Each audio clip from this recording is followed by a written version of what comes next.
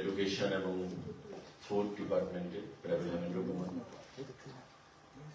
যারা আপনারা এখানে উপস্থিত হয়েছেন আমাদের তাৎক্ষণিক ডাকে সবাইকে নমস্কার জানাই এবং ধন্যবাদ জানাই। খুব ছোট এই সাংবাদিক বৈঠক, কোন দপ্তরের বিষয়ে নয়, জাস্ট একটা ঘোষণা এবং রাজ্য সরকারের একটা সিদ্ধান্ত। যেটা বলবেন, আপনারা জানেন যে আজকে সকাল থেকে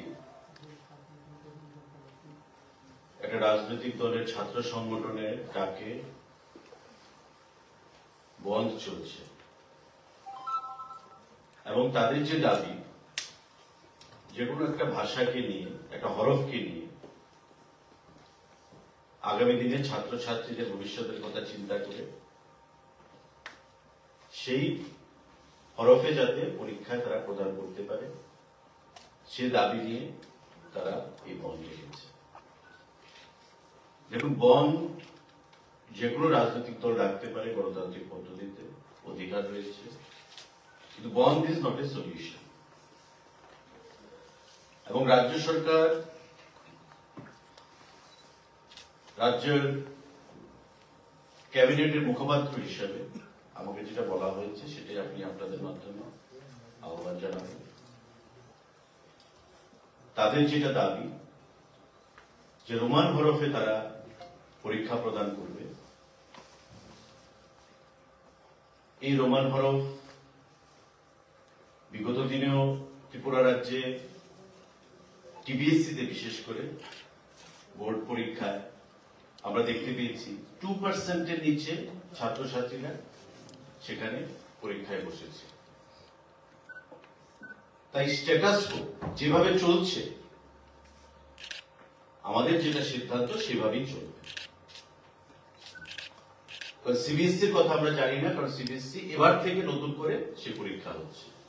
আমরা দেখতে পারবো, জানতে পারবো সিবিএসসি পরীক্ষা যখন হবে সংখ্যাটা কি দাঁড়ায়। সুতরাং গণতান্ত্রিক পদ্ধতিতে বন্ধ করার সকলের অধিকার রয়েছে।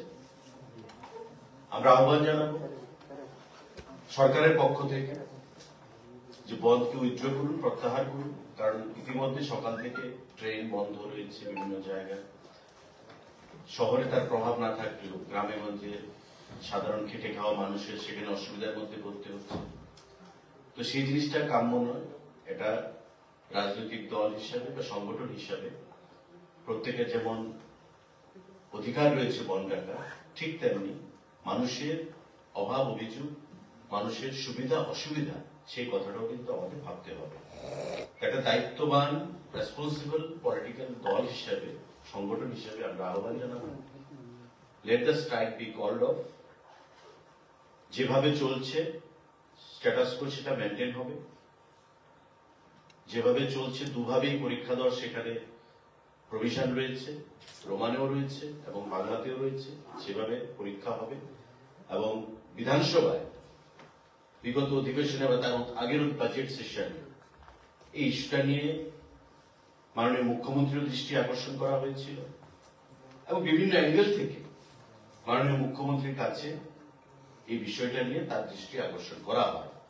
এবং মাননীয় মুখ্যমন্ত্রীও রাজ্যের ছাত্র ছাত্রীদের ভবিষ্যৎ নিয়ে অত্যন্ত সিরিয়াস, আস্থাশীল, শ্রদ্ধাশীল এবং উনি কেন্দ্রীয় সিবিএসসির চেয়ারম্যানের কাছেও ব্যক্তিগতভাবে গত বিধানসভার অধিবেশনের পর চিঠি লিখেছেন, কিন্তু এখন পর্যন্ত কোন রেসপন্স সেখান থেকে আসেনি। সেই রেসপন্স ইজ এওয়েটেড। আমরা রেসপন্সের অপেক্ষা করছি, মাননীয় মুখ্যমন্ত্রী সেখানে অপেক্ষা করছে সিবিএসসি কি রেসপন্স দেয় সেখান থেকে আসে। তো স্বাভাবিকভাবে স্ট্যাটাস কো মেনটেন চলবে। আমাদের যেটা ঘোষণা, যেভাবে আগে ছিল সেভাবে দু ভাষাতেই যদি কেউ পরীক্ষা দিতে চায় সেটা দিতে পারবে। এবং যেটা আমি বলেছি যে Tripura board of secondary education টিবিএসসিতে দেখা গেছে বিগত কয়েক বছরের যদি ডাটা আপনারা দেখেন যে পরীক্ষার্থীর সংখ্যা কত রোমানে, সেটা ইট ইজ বিলো 2%, 1.7%, 1.85% এইভাবে সেখানে দাঁড়ায়। 3,500 পরীক্ষার্থীর মধ্যে হয়তো 50 জন স্টুডেন্ট ওয়ানে দিচ্ছে। তা আমরা প্রতি ভাষার প্রতি শ্রদ্ধাশীল, আমরা প্রতি ভাষাকে সম্মান জানাই, আমাদের মুখ্যমন্ত্রী প্রতি ভাষাকেই সম্মান জানান। কারণ সেন্টিমেন্টে আমরা আঘাত করতে চাই না, কিন্তু আমরা আহ্বান জানাবো যে আমাদেরকে বলা হয়েছে বা আলোচনা ক্রমে যে বন্ধ প্রত্যাহার করুন, যেভাবে চলছে সেভাবেই চলবে। যে যে ভাষায় পরীক্ষা দিতে চায় সেই ভাষায় পরীক্ষা দিতে পারবে, যেটা স্ট্যাটাস কো চলছে সেই স্ট্যাটাস কো মেনটেন থাকবে। এই ঘোষণাটার জন্যই সেখানে আজকে আপনাদেরকে ডাকা।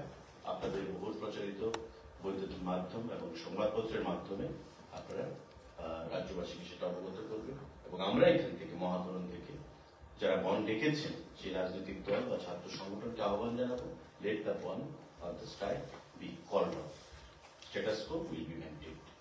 That's it. কারো যদি কোনো প্রশ্ন থাকে আপনারা করতে পারেন। স্যার, 2 লাইন ইংলিশে একটু যদি বলে দেন sir. What has been the meeting and what is the decision that has been taken? So, what is the appeal to the students' organization, those who are organizing this? Those student organization who have called the ban and who have also supported the ban, our call to them would be to just withdraw the ban, let the ban be called off, because whatever the decision of this government is, that status quo will be maintained.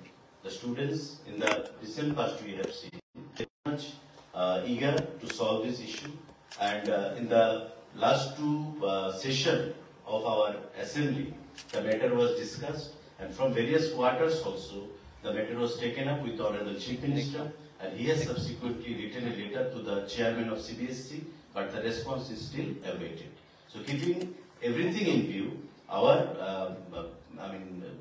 clarion call to all the organizations who have just convened the ban and who have also supported the ban, that